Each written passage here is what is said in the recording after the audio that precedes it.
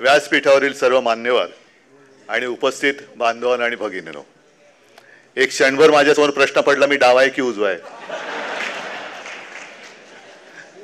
आता दोन्ही हात आपलेच असतात, त्याच्यामुळे हे डावा उजवा करण्याची काही गरज आहे असं मला वाटत नाही. मला या कार्यक्रमानिमित्ताने जेव्हा उल्काताईंचा फोन आला तेव्हा मी उल्काताईंना हो तर म्हटलंच, पण त्यांना आणखीन एक गोष्ट सांगितली की आता आपण हे दुसऱ्यांदा तिसऱ्यांदा बोलतो आहोत. हा कायदा किती वाईट आहे किंवा या कायद्याचा दुरुपयोग हा सर्वसामान्यांवरती कसा केला जाणार आहे किंवा जाऊ शकतो, हे जोपर्यंत सर्वसामान्यांना आपण पटवून देऊ शकत नाही तोपर्यंत याच्या विरुद्ध जनसामान्यातून तसा उठाव होणार नाही. आणि मग माझ्या मनात अशी एक कल्पना आली की मी मध्ये एक BBC वरती आपल्या रिबेरो साहेबांचा एक इंटरव्ह्यू पाहिला आणि त्याच्यात त्यांनी शेवटी त्या प्रश्नाला उत्तर देताना सांगितलं की हा कायदा अयोग्य आहे.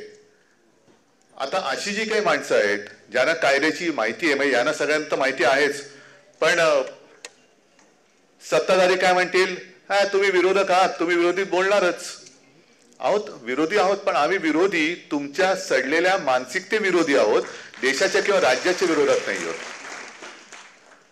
आम्ही सुद्धा भाजपसोबत 25-30 वर्ष घालवलीच ना फुकट. पण त्यावेळेला आम्हाला असं वाटलं होतं की यांच्याकडनं, कारण आता माझ्या बाजूला सपकाळ साहेब बसलेत, आजच मला वाटतं तुम्ही सांगितलं तुम्हाला 6 महिने पूर्ण झाले तुमची नवीन कारकीर्द सुरू होऊन. पहिले 6 महिने तर चांगले झालेत, पुढच्यासाठी सुद्धा शुभेच्छा देतोच.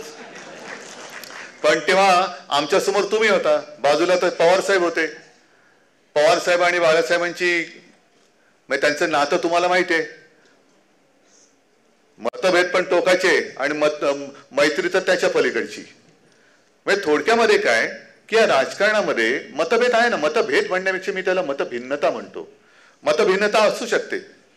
आता आणखीन कोणतरी म्हणेल की उद्धव ठाकरे यांच्या व्यासपीठावर किंवा यांच्या व्यासपीठावर उद्धव ठाकरे कोण, डाव्यांच्या व्यासपीठावरती.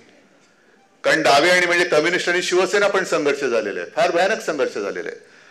पण कालांतराने कळतं की अरे आपण ज्या कारणासाठी लढतो आहोत ते वेगळं बाजूलाच राहते आणि आपण उगाचच आपल्यामध्ये भांडतो आहोत.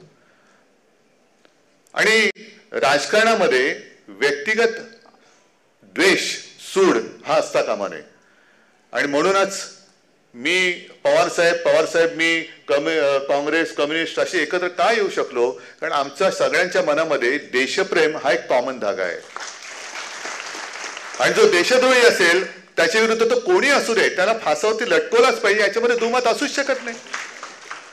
पण हा जो काय कायदा आहे, या संपूर्ण कायद्यात मी सुद्धा त्याची पानं वाचली, याच्यात देशद्रोहाचा उल्लेखच नाहीये.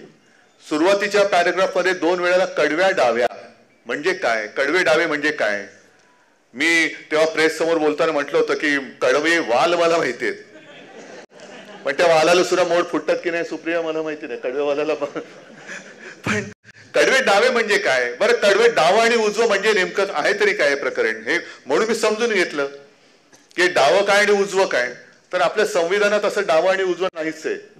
त्याच्यामध्ये धर्मनिरपेक्ष आहे, सगळ्यांची समान वागणूक आहे वगैरे वगैरे सगळं काही लिहिलेलं आहे. पण कडवं डावं हे असता कामा नये, अमुक किंवा कडवं उजवं हे असलंच पाहिजे असं काहीच लिहिलेलं नाहीये. माणसाला माणसासारखं राहू दिलं जाणं याला कुठल्या बाजूला म्हणायचं ते तुम्ही म्हणा. आणि भारतीय जनता पक्ष जे काय आज करते, एक तर आता हे सगळ्यांना कळलेलं आहे की यांचा स्वातंत्र्य लढ्यामध्ये काय सहभागच नव्हता, संयुक्त महाराष्ट्राच्या चळवळीत सुद्धा यांचा सहभाग नव्हता. हे म्हणजे असं म्हणा पाहिजे तर की आयत्या बिळावरती नागोबासारखे बसले जातात आणि लोकांकडनं दूध पाजायची अपेक्षा करतायत. तर यांचा कशाशी काही संबंध नव्हता. यांनी कधी आदर्श कोणते उभे केले नाहीत, ना काही विचार देशाला देऊ शकले. मग काय करायचं तर दुसऱ्यांचे आदर्श चोरायचे. मग जरा काय कुठे काय झालं, हे कसं असं कसं, हे नेहरूंच्या काळात झालेलं आहे. अमुक अमुक झालं, हे नेहरूंच्या काळात झालेलं आहे. अहो तुमचा जन्म सुद्धा नेहरूंच्याच काळात झालाय. आता त्या नेहरूंचा काय दोष,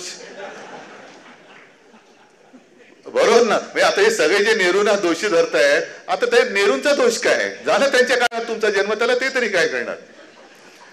पण आता जर का नेहरूंना दोष देणार असाल तर 10 वर्ष, आता 11 वर्ष पूर्ण झाली, तुम्ही काय करतात. तुम्ही काय करू शकलात का? मग नेहरूंच्या ऐवजी